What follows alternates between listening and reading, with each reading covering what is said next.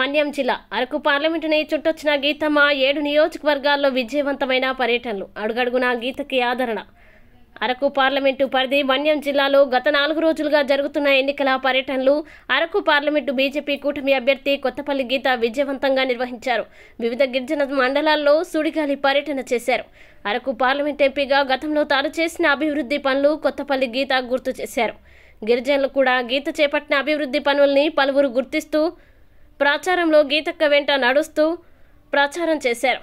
Parvathipuram, Saluru, కురుపంలో NDA ఉమ్మడి MLA అభ్యర్థులు ఏర్పాటు చేసిన రోడ్ షో ప్రచార కార్యక్రమంలో పాల్గొని పలువురు ఓటర్లని ప్రత్యక్షంగా కలిసిన అరకు ఎంపీ అభ్యర్థి కొత్తపల్లి గీత విశేష జనవాహిని మధ్య ఉమ్మడి పార్టీల నాయకులు, కార్యకర్తలు, అభిమానులు చేసిన కరతాళ ధ్వనులతో మన్యం జిల్లా దద్దరిల్లింది.